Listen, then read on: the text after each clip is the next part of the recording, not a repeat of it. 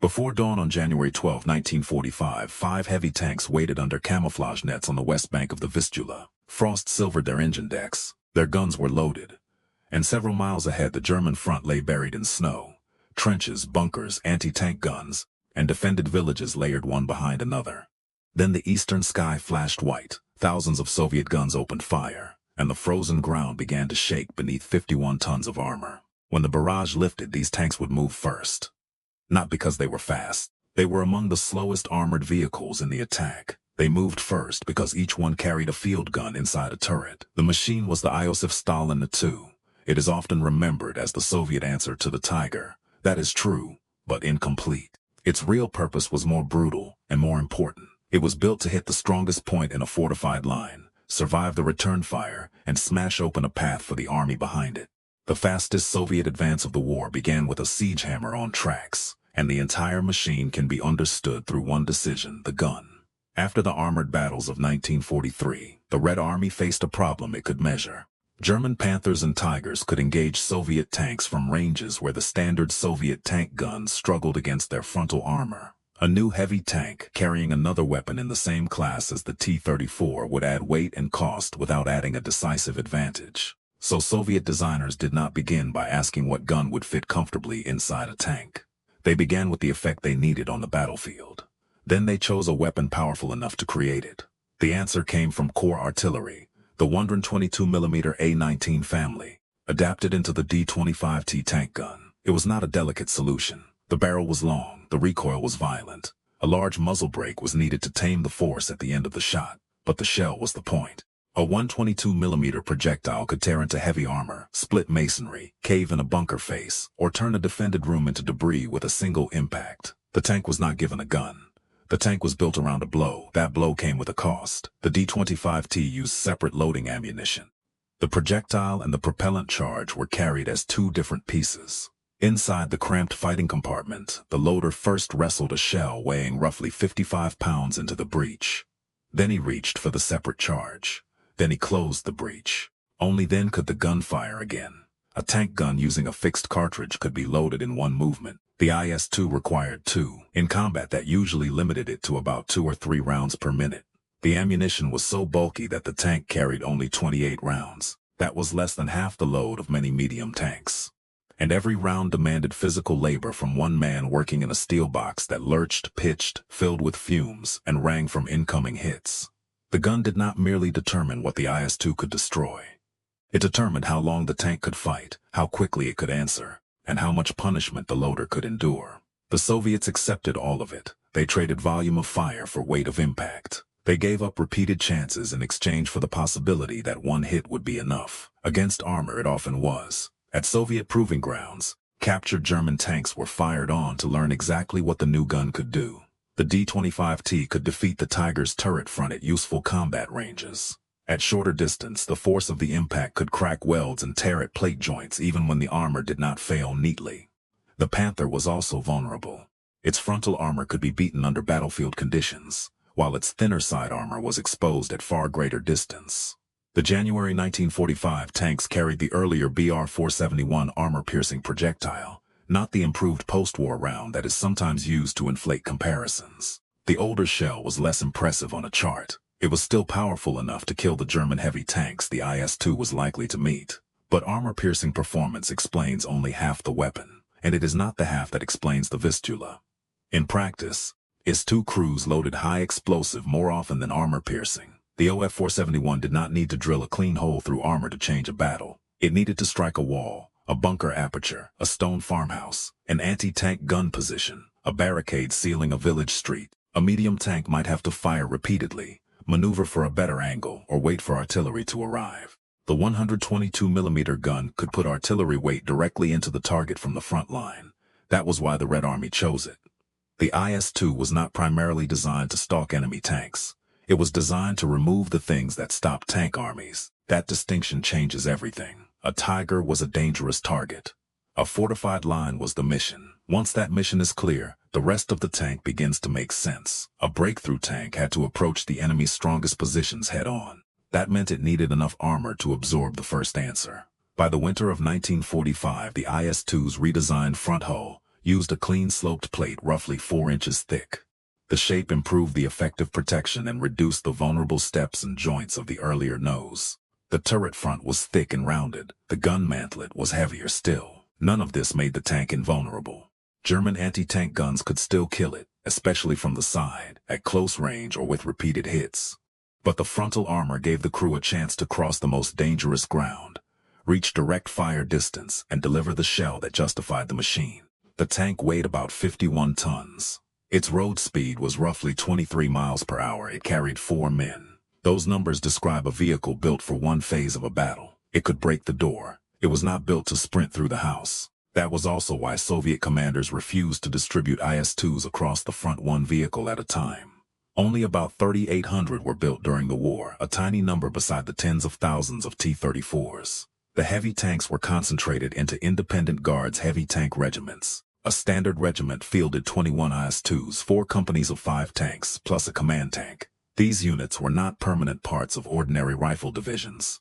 They were held at army or front level and sent to the sector where the defense had to be broken.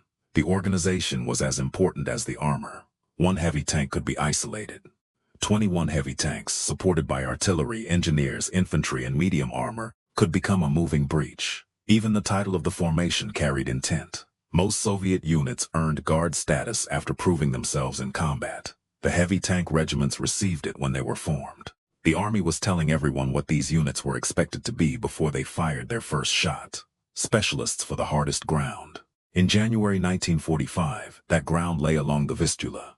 The Red Army had held bridgeheads on the river since the previous summer. On the maps, they looked like shallow pockets pressed against the German front. In reality, they were loaded springs. Behind them stood armies, guns, trucks, bridging equipment, fuel, ammunition, and armored formations prepared for a drive across Poland. To the south, Marshal Ivan Konev's 1st Ukrainian Front would attack from the Sandomier's bridgehead on January 12. To the north, Marshal Georgy Zhukov's 1st Belarusian Front would strike 2 days later from the Magnushiu and Puławy bridgeheads. Together, the Soviet fronts committed more than 2 million men to the operation. The target was German Army Group A, holding a defense several belts deep. On paper, those belts formed a continuous barrier. On the ground, the German formations were thin, heavily outnumbered at the decisive points, and constrained by orders that made withdrawal difficult until it was too late. The Soviet plan was not to push the line backward one trench at a time. It was to crush the forward defense, release the mobile armies into the rear, and move faster than the Germans could build another front. That made the first hours decisive. If the opening assault stalled among anti-tank guns and fortified villages, the German command would gain time. Reserves could move. Roads could be blocked, bridges could be destroyed, a retreat could become a defense. The heavy tank regiments existed to deny that time. When the guns lifted, the IS-2s advanced with the first assault waves. They did not roam the battlefield looking for duels. They drove toward named strongpoints, a machine gun position in a reinforced cellar, an anti-tank gun hidden at the edge of a village, a bunker covering a road, a stone building turned into a firing point. The loader forced a high explosive shell into the breach. The gunner found the opening.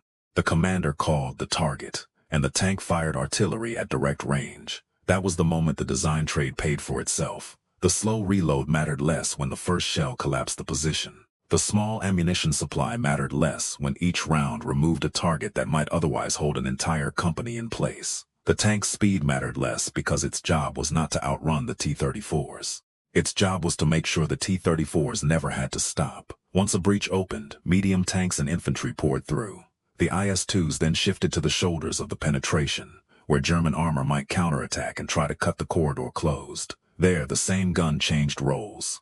High explosive for the strongpoint, armor piercing for the Panther. One weapon, 2 kinds of obstruction. But the priority remained the same: keep the breach alive. The offensive did not move like the grinding battles the Germans had survived farther east. It accelerated. Warsaw fell on January 17. Krakow was secured 2 days later after maneuver forced the German garrison to abandon the city rather than fight a prolonged urban battle. Konev's armies turned toward Upper Silesia, one of the Reich's last major industrial regions, and drove the defenders out while preserving much of the industrial plant. Across the front, Soviet spearheads sometimes advanced 25 to 30 miles in a day. They repeated that pace across central Poland. The German defense did not simply bend, it lost coherence. Commands received reports from places already behind the Soviet vanguard. Reserves were ordered toward gaps that had become corridors. Road columns trying to move west collided with units still attempting to move east. The front was no longer a line. It was a collection of fragments being passed by faster formations, and here was the contradiction at the center of the operation. One of the slowest Soviet tanks had helped create one of the fastest Soviet advances. It did not do that by racing ahead. It did it by preventing delay. Every bunker destroyed in minutes instead of hours protected the schedule. Every defended village cracked open before artillery had to be repositioned preserved momentum. Every anti-tank nest silenced at direct range kept the mobile columns moving. The IS-2 did not create speed through motion. It created speed by removing resistance. That is a different kind of mobility, operational mobility purchased by tactical violence. The Red Army had designed a machine for exactly that exchange. The German command tried to restore the front by feeding armored reserves into the collapse. Prestigious formations were ordered toward the breakthrough, but the Soviet advance moved so quickly that units often detrained far from the positions they were meant to defend. They entered a battlefield whose roads, flanks, and command links were already disintegrating. Changing commanders did not repair it. Reassigning divisions did not restore lost time. The Soviet spearheads kept driving west. By the last days of January, they had reached the Oder and seized bridgeheads in the Kustrin area. From the Vistula to the Oder was roughly 300 miles. The Red Army had crossed that distance in about 22 days. The leading forces now stood approximately 40 miles from Berlin. Then the advance stopped. Not because the German army had rebuilt a wall strong enough to throw it back. The Soviet armies had outrun the system carrying them. Fuel, shells, food, replacement tracks, bridging equipment, and repair units had to cross hundreds of miles of damaged road and captured railway. The spearheads were close to Berlin. Their supply base was still far behind them. The flanks were more dangerous.